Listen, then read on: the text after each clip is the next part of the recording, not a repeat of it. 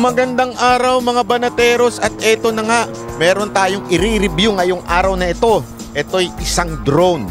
Ang tanong pwede ba itong drone na ito gamitin para sa motovlog?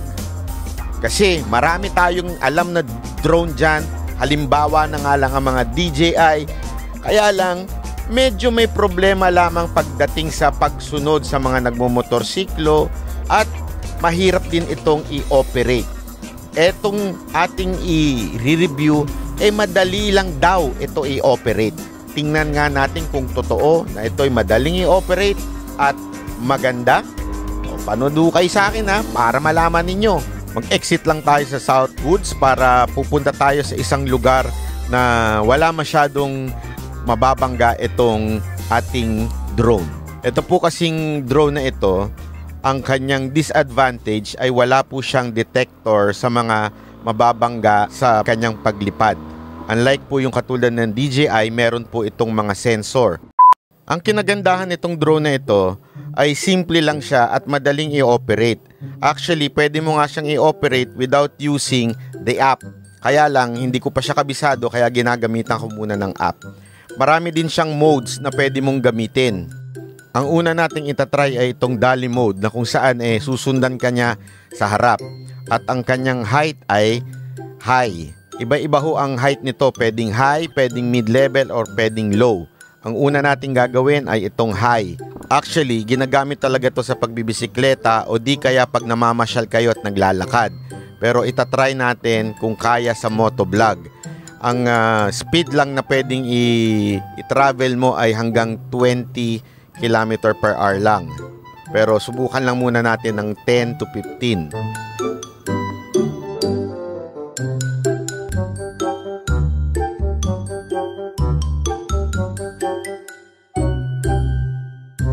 Meron din siyang mode na kung saan pwede mong iset kung gaano katagal na susundan ka at para bumalik sa'yo. Itong ginawa kong mode ay 5 minutes. Pero pwede din siyang maging 60 seconds lang para paglipad pwedeng bumalik na kaagad sa'yo after 60 seconds.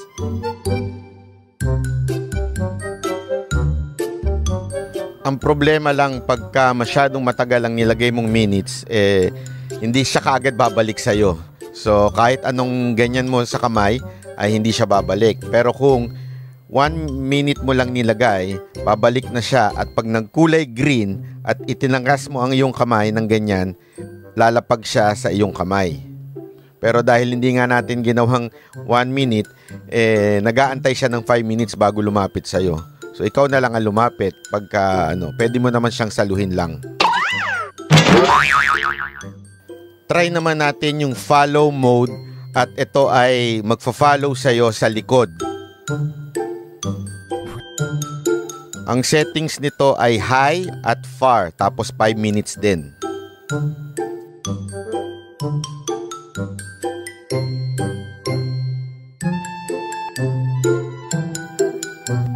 Maganda itong settings na ito dahil para talaga siyang pang motorcycle o pang motovlog. Maaari siguro matanong ng iba dyan, ba't di na lang gumamit ng Insta360 na X3, yung bago, na maaari rin magkaroon ng ganitong klaseng effects. Ang mahirap lamang po doon kasi ay meron siyang stick na mahaba na maaari ding makasabit pag ikaw ay umaandar. At the same time, medyo distorted po yung picture dahil yun po ay 360 ang lens. Dito po ay talagang eksaktong-eksakto lang. By the way, shout out pala sa Wonderlic. Ang ganda-ganda ng ating side pannier at saka ng ating top box. Ang tibay, waterproof at syempre bagay na bagay sa GS1250. Uy, sana all! Talaga itong Wonderlic. So kung gusto ninyo ng ganyang kaganda at kalupit na box, at the same time sobrang gaan po niyan.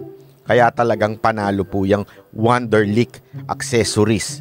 Isa pang maganda dito pwede nyong i-record yung boses nyo sa pamamagitan ng pag-record sa inyong mga cellphone. So tulad nito, meron akong mic na ikinabit sa aking cellphone. Pag video ko noong drone, magsisync na yung audio doon sa file ng video doon sa drone. So, halimbawa, ganito. Subukan naman natin itong zoom out na modes. Tingnan nyo ito. Gagamitin ko yung mic na kinabit ko sa aking cellphone. Ito na nga, tinetesting lang natin itong ating drone. Zoom out siya. Ito yung modes niya. Yun na, oh. O, diba? Bongga. O, nadidinig nyo pa rin ako. Siyempre.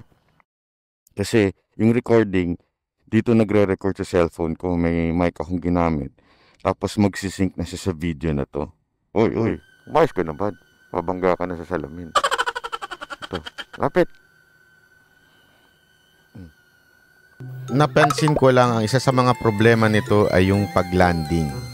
Hindi ko alam kung hindi ba ako sanay o talagang medyo may problema siya pagdating sa landing. Pero hindi naman siya masisira kaya okay lang kahit kunin mo siya ng hindi pa naglaland. Isa pang nakita kong negative na bagay dito sa drone na ito ay yung battery. Although, sabi naman nila kahit yung mga DJI daw ay hindi ganun katagal ang battery.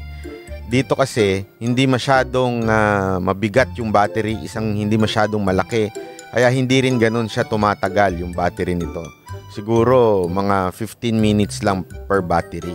Sa package naman, may 2 battery ng kasama. At meron na itong charger. Yan, natin kung makakasunod siya. Ito na nga. So, sinusubukan natin ngayon tong isa pang mode. Dolly truck, sumusunod sa harap. Pero hindi pa pwedeng sobrang bilis yung speed. Actually, nakita ko tinetesting to sa mga nagpo-bike lang. Pero sinubukan natin sa motor. So, pang ganito lang. Diba? Bongga. Nakakasunod naman siya. Ayos ba? O, tumitingin si kuya. O, napupugian siguro sa akin. Oh, dito. Namamangha lang dito sa ating device. Oops, sandali. Meron ng kanto. Dito tayo. Tignan natin kung makakasunod. Makakasunod siya. Tignan natin kung makakasunod. Bahala ka sa buhay mo. Hindi na siya nakasunod. Kilala kong kaliskis mo, oy. Lapit ng lapit.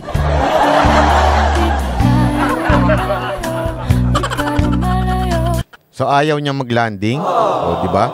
O, para akong tanga dito na nakataas ang kamay ko. Siguro ano kaya sinasabi ng mga taong na nakakakita sa akin dito?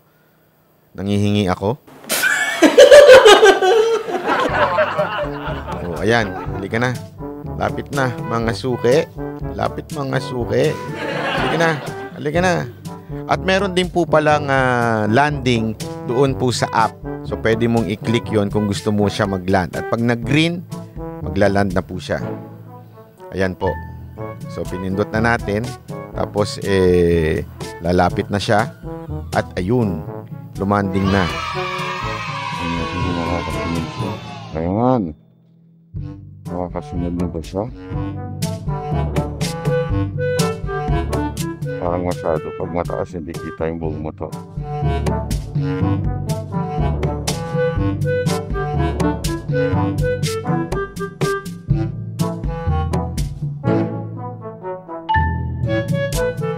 Oh, yun na, hindi kita masyado yung buong motor.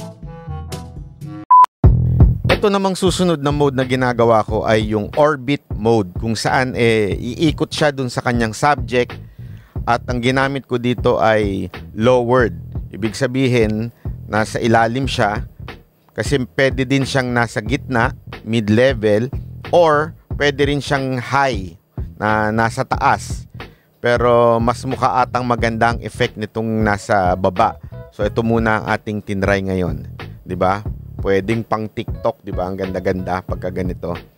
Tapos ang importante lang dito, dapat clear kasi ulitin ko, wala ho siyang sensor. So pwede ho siyang bumangga o sakasakaling merong mga sagabal ho sa gilid. Kaya dapat sa clear nyo lang ho ito gagawin.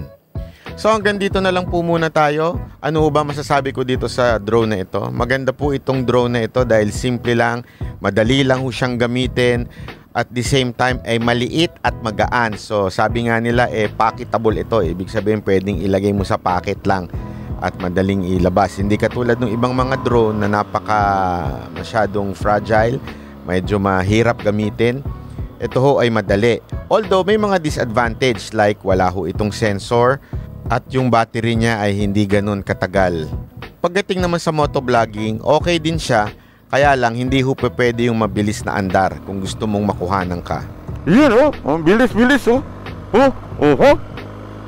bilis-bilis Hanggang dito na lang po muna tayo. Maraming salamat po. At sa susunod na review natin subscribe po kayo para makikita nyo po ang ating mga videos. Kasi susubukan din natin na mag-review ng kung ano-anong mga bagay, kainan at kung ano-ano pa. At pag tayo nag-review, walang halong pambobola, walang halong pagbebenta, yung talagang tunay na review lang. At doon natin sasabihin kung pangit o maganda ang isang bagay, ang isang pagkain o isang lugar. O paano? Subscribe na lang po kayo Maraming salamat po. Banat bye!